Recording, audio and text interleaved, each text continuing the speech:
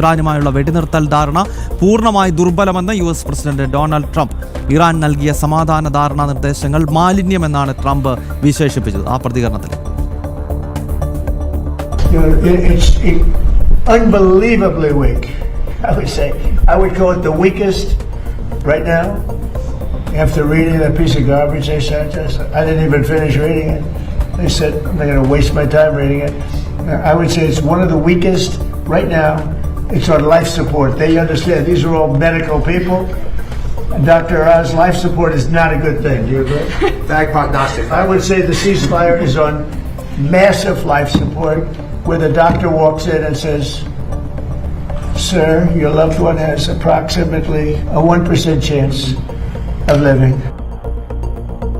ഐസൺ ഒരിക്കൽ കൂടി ചേരുകയാണ്. ഐസൺ, സമാധാന ധാരണാ നിർദ്ദേശങ്ങളെ മാലിന്യമെന്ന് ട്രംപ് വിശേഷിപ്പിക്കണമെങ്കിൽ കാര്യങ്ങൾ കൂടുതൽ കടുക്കുകയാണല്ലോ. ഈ സമാധാന ഉടമ്പടി വേണ്ട, ഇനിയും സംഘർഷമെങ്കിൽ സംഘർഷം എന്ന നിലപാടാണോ അമേരിക്കൻ പ്രസിഡന്റ് സ്വീകരിക്കുന്നത്?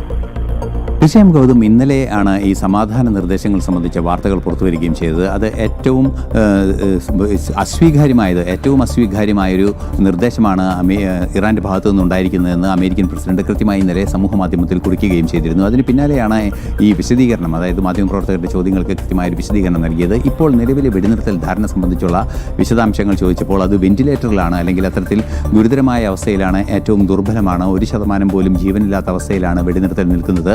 മാത്രമല്ല, സമാധാന നിർദ്ദേശങ്ങൾ സംബന്ധിച്ച് ഇന്നലെ ലഭിച്ച ആ സമാധാന നിർദ്ദേശങ്ങൾ പൂർണ്ണമായും വായിക്കാൻ പോലും താൻ മിനക്കെട്ടില്ല. അതൊരു മാലിന്യമാണ്, ഗാർബേജ് എന്ന വാക്ക് കൃത്യമായി അദ്ദേഹം ഇപ്പോൾ അത് ഉപയോഗിച്ചത് നമ്മൾ കേൾക്കുകയും ചെയ്തു. അത്തരത്തിൽ ഒട്ടും അംഗീകരിക്കാനാവാത്തൊരു നിർദ്ദേശങ്ങളാണ് അവിടെ നിന്ന് ലഭ്യമായത്, ഇറാനിൽ നിന്നും ലഭ്യമായത്.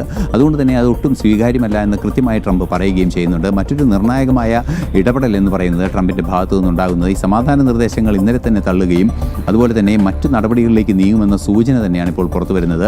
മറ്റു പല വിഷയങ്ങളും ഇതിനിടയിൽ ഉണ്ടാവുകയും ചെയ്യുന്നുണ്ട്. ഈ ഒരു സാഹചര്യത്തിലെല്ലാം കൂടി നിരീക്ഷിക്കുമ്പോൾ ഒരുപക്ഷേ ഇറാനെതിരായ സൈനിക നടപടിയിലേക്ക് അമേരിക്ക പോകുമോ എന്ന് കാത്തിരുന്ന് കാണേണ്ടതുണ്ട്. പക്ഷേ സമാധാനത്തിനുള്ള ഈ അടുത്ത ദിവസങ്ങളിലെല്ലാം തന്നെ ട്രംപ് പല പ്രഖ്യാപനങ്ങളും പല നിരീക്ഷണങ്ങളും നടത്തുമ്പോഴും വെടിനിർത്തൽ ധാരണ തുടരുന്നതിനും വലിയ പ്രശ്നങ്ങളില്ലാതെ സംഭവങ്ങൾ മുന്നോട്ട് കൊണ്ടുപോകുന്നതിനുമുള്ള നിലപാടുകൾ ഉണ്ടാകുമെന്ന സൂചനകൾ നൽകിയിരുന്നു. പക്ഷേ നിലവിലെ സാഹചര്യത്തിൽ ഏറ്റവും രൂക്ഷമായ പ്രതികരണം ഇന്ന് ട്രംപിൻ്റെ ഭാഗത്തു നിന്നുണ്ടായിരിക്കുന്നു എന്നതും യാഥാർത്ഥ്യമാണ്. ഗൗതം, ഓക്കെ.